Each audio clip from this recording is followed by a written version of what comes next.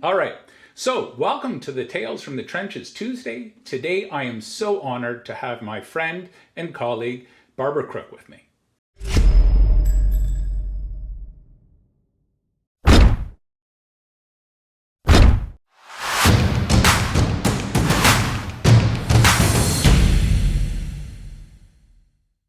Is a writer, a mental health advocate, and philanthropist in Ottawa. Barbara and her husband, Dan Greenberg, support their charitable endeavors through their family foundation, the Danbe Foundation. Dan and I believe that the true measure of a society is how it takes care of its most vulnerable members, she says. Barbara and Dan donate to many causes, including cancer coaching, research, and clinical trials. But Barbara's special interest is in mental health. She's worked on campaigns for the Royal Ottawa Mental Health Centre and the Queensway Carleton Hospital's Hopes Rising campaign. Her main volunteer roles these days are with the Stratford Festival, where she serves on the board of directors in the Canadian Jewish Federation's Coast to Coast Partnership. She's been recognized for her outstanding contributions to the community with the Order of Ottawa in 2014 and the Meritorious Service Medal presented by Governor Julie Payette to Dan and Barbara in 2018. In her spare time, Barbara enjoys travel, fly fishing, baking, singing in the Temple Israel Choir, studying Hebrew, playing guitar, and spending time with her special kitty cat, Sparrow.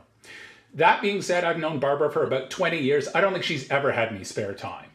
So I know that many of your gifts are annual gifts. You know, there's a certain kind of pile of pet charities that you guys have been giving to over the years. And I'm not going to point out any one specific, but it always fascinates me when I talk to donors. Is there anything that could happen to get that charity off of your list? Boy, yeah, You know, short there of is. obviously, getting shut down by Revenue Canada. Is there a time that you guys just say, you know what, we've done this for 10, 12, pick a number, those many years, and we're going to focus on someone else for a little bit now? I think, well, obviously, we don't support anybody forever, other than the Jewish Federation, because you could never escape the Jewish Federation. They'll find you on a Yeah. desert island, as the joke says. I think if a charity really stopped listening to us, and really that we had concerns, or we had areas where we were very clear about where our money was supposed to go, and that didn't happen, that would be certainly a cause to reassess the relationship. It has happened, and we are actually in the process of reassessing a relationship with a particular Oh, wow. organization.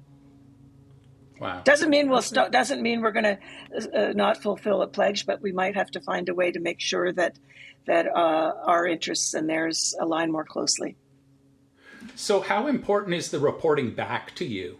So if you fund, here's $200,000 to do A, B, and C, how important is it that the charity comes back to you and says, you asked us to do A, B, and C, and this is what we did?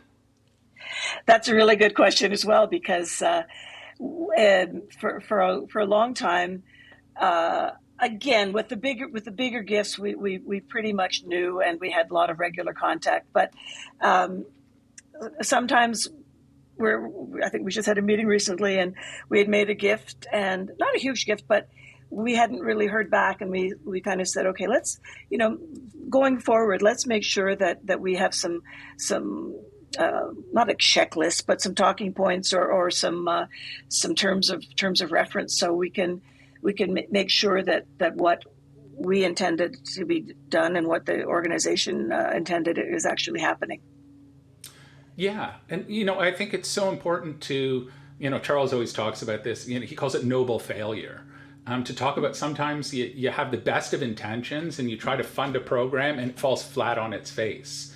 As a matter of fact, he was Yes. the founder of something before Birthright through Federation, and he says it was a total mess. But because of that screw up and because of like the shenanigans that went on, they learned how to do Birthright, and they learned how to do it well, and it's been around for, I don't know, 25 years now, right? So it's a huge program. But he says if not for that kind of nasty learning session, Birthright wouldn't have been as successful as it is today. Yeah, so and I think so many times charities are afraid to tell the funders that it didn't work. So what's your take on that? Do you guys kind of have an appetite for trying something new that may indeed fail and letting it fail? Gee, I don't know that that's happened with us. Sometimes what we do is advance a smaller amount of money and say, let's not go for this full gift yet. We'll get you started, and let's see where it goes.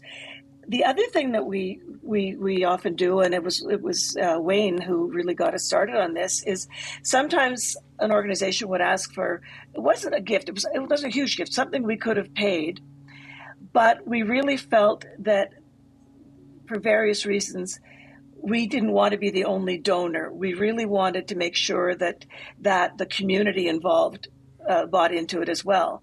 So in that case, instead of giving the full amount, we gave half the amount and said we'll match the rest. The fact that so many people had donated, whether they were big or small donations, meant that everybody had a stake in it and not just the Danbe Foundation. Right. So that actually inspired that organization to go out and fundraise more on their own. Yes. So yes. That's amazing. That's amazing. So, you guys are so philanthropic and so generous. And, I think a lot of it has to do with how you were brought up, both of you. And, you both had different lives as kids. So tell me about how philanthropy was spoken about around your dinner table. Because I think so much of what we do today is kind of based on what we learned as kids. Well, I grew up in a middle class family. My mom was a wonderful homemaker, professional housewife, and a great mother. And our dad was the main breadwinner. There wasn't a lot of extra money in the family. I mean, we were taken care of, but the lesson that I learned from my family was good deeds. As you know, and some of your viewers may know, I converted to Judaism, started when I was in my 40s, but the main tenets, which are charity, repairing the world, and acts of kindness, I learned them in a non-Jewish household because my mother was always taking care of the neighbors. When there was someone who needed something, when there was someone who needed, I think my habit of baking for everybody I know came from my mother. But so there weren't as many big donations, but there was the idea that we take care of people. And so I think that was really ingrained. In Dan's case, of course, he came from a family where it was just given that his father's generation had worked very, very hard. The grandparents' generation was not wealthy at all.